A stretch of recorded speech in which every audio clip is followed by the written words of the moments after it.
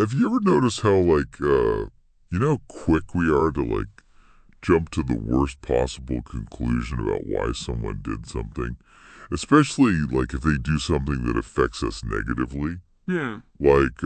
Say someone cuts you off in traffic. Right. You immediately think, what a jerk, what were they thinking? Like Yeah. that. Yeah. But what if, more often than not, we are actually misjudging their intent? Oh, yeah, for sure. Like, what if most bad behavior can be chalked up to just, simple ignorance? Rather than some,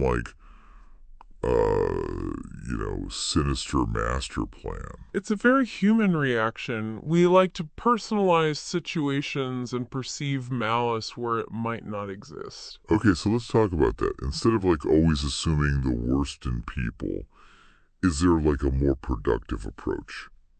Well, there's this concept called Hamlin's razor, Okay. and it suggests that you never attribute to malice that which is adequately explained by stupidity.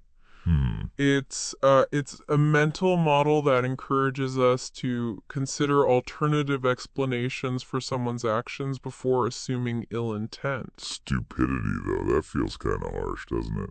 Yeah, I mean, it's not about like calling people names or being judgmental or anything like that. It's just recognizing that like a lot of harm in the world comes from a lack of awareness Right. or poor choices or just plain thoughtlessness Hmm. rather than a deliberate desire to inflict pain. Okay, so, for example, Yeah. someone spreads misinformation online. Oh, yeah, that's a good one. It's so easy to just assume that they're intentionally trying to deceive people, Right. but it's also possible that they just, didn't even bother to verify the information before sharing it Right. due to a lack of critical thinking skills or media literacy. Exactly. So it's more about recognizing the role of ignorance or a lack of awareness in negative outcomes. Yeah. And it's about giving people the benefit of the doubt and trying to understand, like, what is their perspective on this? Where are they coming from? Hmm. That makes me think about the concept of sin. It seems like the modern interpretation is very different from what the word originally meant. Yeah, you're right. Like the original meaning of the word sin was to err, to miss the mark, Mm. which suggests a lack of accuracy or understanding rather than an inherent moral failing. Right. So it's less about being inherently bad and more about just making mistakes because we are imperfect. Precisely. And this is where things get interesting. Okay. Because if we accept that people are inherently imperfect and prone to making mistakes, Right. then the idea of objective morality becomes a bit more complicated. Okay, how so? Mm. It seems like some things are just objectively wrong. Right. Like murder, for example. Okay, sure. That's wrong, regardless of anyone's perspective. Well, I totally get like the emotional response that certain acts like that bring up. Right. History has shown that what's considered right or wrong can actually vary a lot Yeah, depending on cultural norms and historical context. sure. Like, there were actions that were once deemed perfectly acceptable that now we would consider abhorrent. Like slavery, for example. Exactly. It makes you wonder what practices we consider acceptable today that future generations might condemn. Right. It's crazy to think about. Speaking of changing perspectives, have you ever held a belief that you later realized was wrong? Oh, of course. We all evolve and learn as we go through life. Right. Our understanding of the world is constantly being shaped by new information and experiences. Yeah, I know I've definitely changed my views on certain things as I've learned and grown. What's so fascinating to me is how organized religion, which is often intended to promote love and compassion, Right. has sometimes been used to justify judgment and punishment. It's definitely a complex issue. The historical misuse of religious power has significantly influenced our understanding of morality and sin, Right. sometimes conflating errors in judgment with intentional malice. So if we apply this idea of ignorance rather than malice to religion, Okay. would that mean we should excuse all bad behavior? Mm. Like if someone does something terrible, but they claim they were just following orders or adhering to a specific interpretation of their faith, does that absolve them of responsibility? Well, that's a great question. Understanding the roots of someone's behavior doesn't necessarily mean condoning it or excusing it. Okay. Instead, it encourages us to search for solutions that address the underlying causes of suffering Right. and promote wiser choices in the future. So it's more about understanding the context of their actions rather than simply labeling them as good or evil. Exactly. Instead of simply asking who is to blame, we should also be asking why did this happen and what can we do to prevent it from happening again? Right. This approach allows for a more nuanced understanding of complex situations. Which brings up another question. If people aren't inherently good or evil, Yeah. why do some seem to consistently make good choices while others struggle? I wouldn't say it's simply luck or inherent virtue. It's more about developing the skill of making wise and compassionate choices. Like any skill, this takes practice, learning, and guidance from those who have already honed their moral compass. So it's like learning any other skill, Right. like learning to play an instrument or something. Right. You're not just born knowing how to play the piano. Right. It takes time and effort and the right instruction. And just like learning a musical instrument, developing the skills of compassion, empathy, and wise decision making requires consistent practice Okay. and guidance from mentors or role models who embody those qualities. That makes a lot of sense. But it also makes me wonder, can you actually, teach someone to be more compassionate? Or are some people just born with a greater capacity for empathy? Well, I mean, while some individuals might have a natural predisposition towards empathy, I firmly believe that compassion is a skill that can be cultivated through practice and mindful awareness. It's about actively challenging our own biases and preconceived notions and making a conscious effort to see the world through the eyes of others. So instead of simply reacting to someone's behavior with judgment or anger, Right. we can choose to pause and ask ourselves, what might have led them to this point? Exactly. What experiences have shaped their perspective? And that pause, that moment of reflection, is so crucial. It allows us to break free from our automatic reactions and respond with greater understanding and compassion. This all ties back to the idea of Hamlin's razor, doesn't it?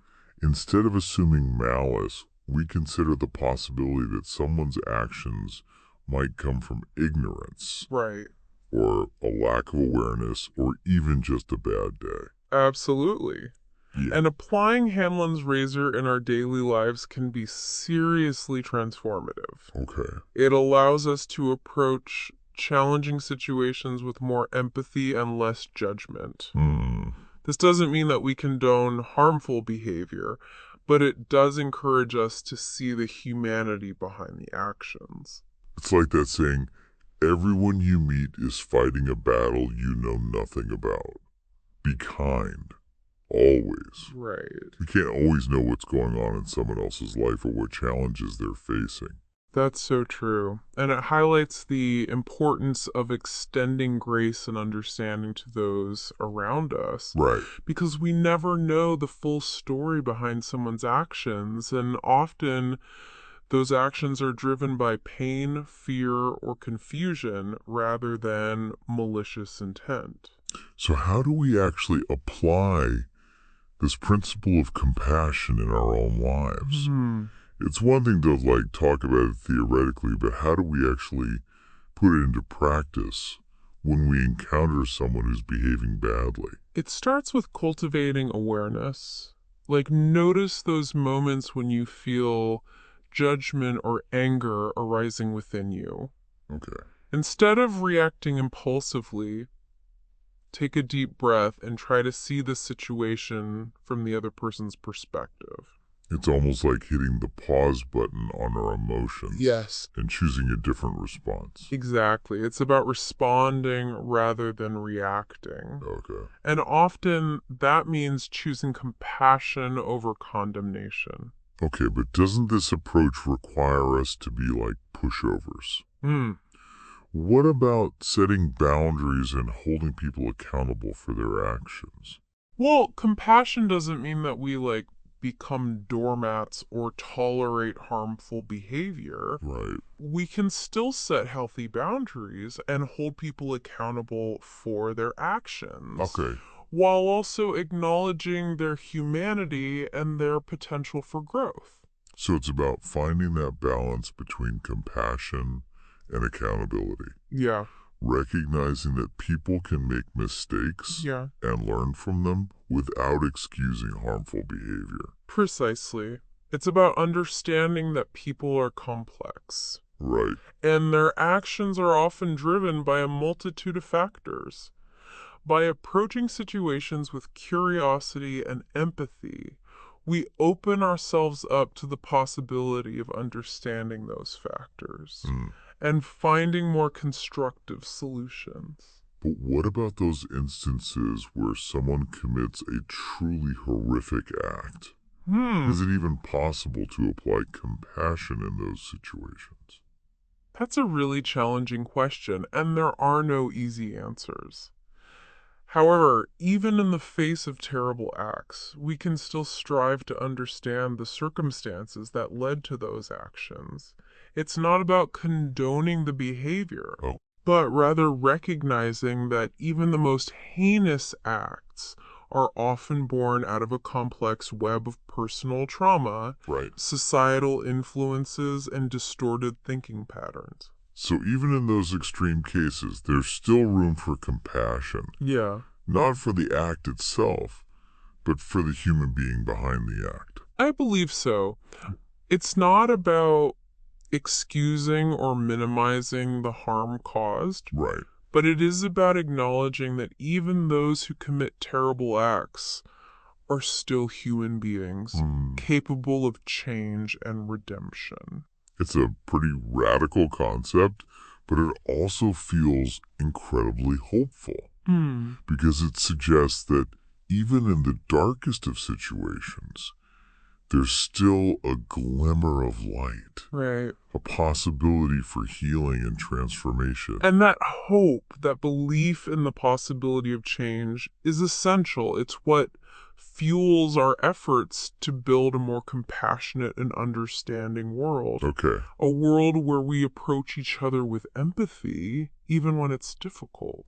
This whole conversation reminds me of a quote by Dr. Martin Luther King Jr.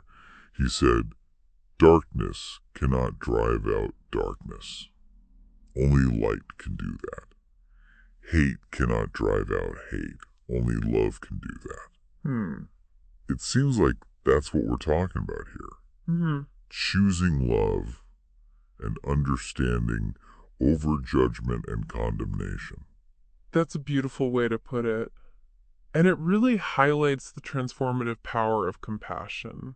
When we approach each other with love and understanding, we create a ripple effect of kindness that can spread far beyond our immediate interactions. So instead of seeing the world as like a battleground of good versus evil, we recognize that we're all interconnected, all part of the same human family, each of us trying to find our way through this complex and often challenging journey called life. And that recognition, that sense of shared humanity, is the foundation for building a more just, compassionate, and peaceful world. Yeah, it really is a powerful shift in perspective, isn't it? It is. Like going from seeing the world as this battleground between good and evil to recognizing that we're all like interconnected. Yeah. And struggling in our own unique ways. Yeah, for sure. It makes you think about how much like needless suffering could be avoided if we all kind of adopted this approach. Oh, absolutely. I think the potential for positive change is enormous. Imagine a world where we approached each other with the understanding that everybody is fighting a battle we know nothing about. Right. A world where instead of judging and condemning, we sought to understand the root causes of suffering and offered support rather than punishment. It sounds kind of utopian almost. It does, doesn't it? But I genuinely believe that if enough of us embrace this shift in mindset, it could have a ripple effect. Totally agree. It starts with each of us in our everyday interactions. Like the next time you encounter someone behaving badly, try to pause before you judge. Just ask yourself, what might have led them to this point? What pain or confusion are they experiencing that I can't see? Yeah, it's about remembering that, like, everyone makes mistakes. Oh, for sure. I mean, we've all had those moments where we've acted out of anger or frustration or ignorance. Exactly. We're all works in progress, constantly learning and evolving. And instead of tearing each other down for our imperfections, we can choose to offer grace, understanding, and support. That reminds me of that whole concept of Hamlin's razor we were talking about before. Applying that in our everyday lives could like dramatically change how we interact with the world. Absolutely.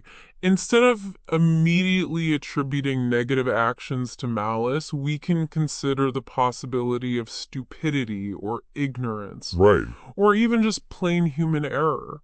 It's not about excusing harmful behavior, but rather opening ourselves up to like a wider range of potential explanations. Yeah, it's like choosing curiosity over condemnation. Exactly. Seeking to understand rather than judge. And that simple shift in perspective can make a world of difference.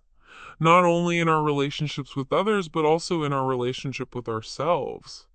When we practice self-compassion and extend that same compassion outwards, we create a more forgiving and supportive environment for everyone. Yeah, but it's not always easy though, is it? No, it's not. There will be times when that, like, initial urge to judge or condemn feels overwhelming. So how do we deal with those moments? It's about cultivating mindfulness. Noticing those judgmental thoughts as they arise without getting swept away by them. Like, recognize that those thoughts are just thoughts, not facts. And choosing to respond in a way that aligns with our values of compassion and understanding. So it's about consciously choosing a different path. Yeah.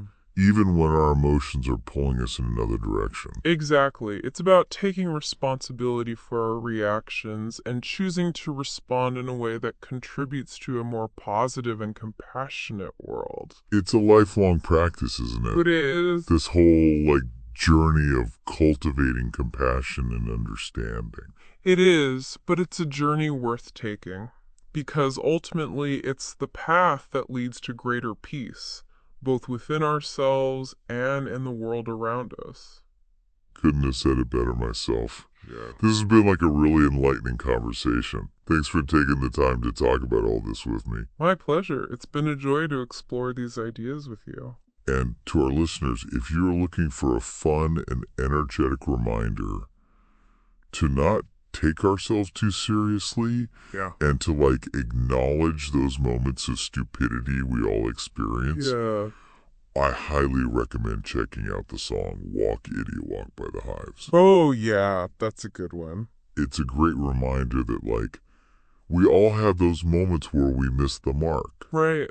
And that's totally okay.